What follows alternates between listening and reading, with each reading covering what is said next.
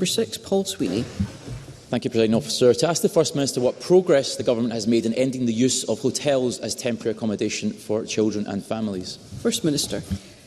Local authorities have used hotels to discharge their duties as part of the emergency response to COVID. The data on this, of course, is held by local authorities rather than by the Scottish Government. However, our Homelessness in Scotland statistics showed that although there was an increase in the number of children in temporary accommodation in 2021-22, the social sector was the most common type of temporary accommodation used.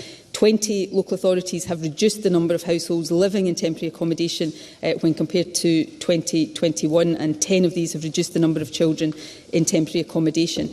The Housing Minister has asked an expert group for an action plan to reduce the numbers of people in temporary accommodation and the length of time spent there, with a strong focus on households with children.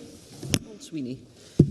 I thank the First Minister for that answer, but in response to a recent written question, her Cabinet Secretary acknowledged that hotels are unsuitable accommodation for people seeking asylum and condemned the Home Office's use of bed and breakfasts.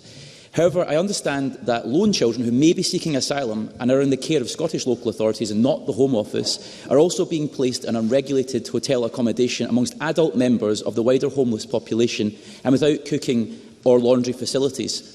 The Scottish Government condemning Home Office use of hotel accommodation means nothing if devolved care services are acting in the same manner.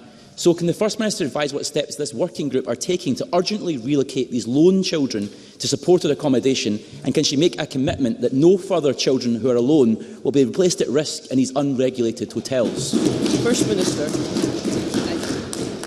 Yeah, I agree absolutely with the sentiment of that question. If Paul Sweeney has any more information he wants to pass to us about instances that he's talking about here, I would be very keen to look at that. None of us want to see any children where we can possibly avoid it in temporary hotel or bed and breakfast accommodation, but certainly not lone children in the kind of circumstances that have been narrated to the Chamber. So we'll look further into that specific point. More generally, none of us want to see hotel accommodation being used as temporary accommodation unless that is absolutely necessary. I know I have situations in my own constituency where this is an issue both for homeless people and for communities as well.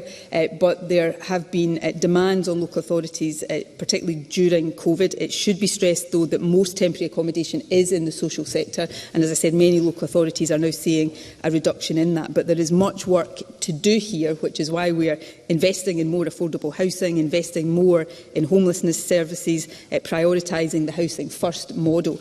So these are really important issues, and I know the Housing Secretary would be happy to engage further about some of the particular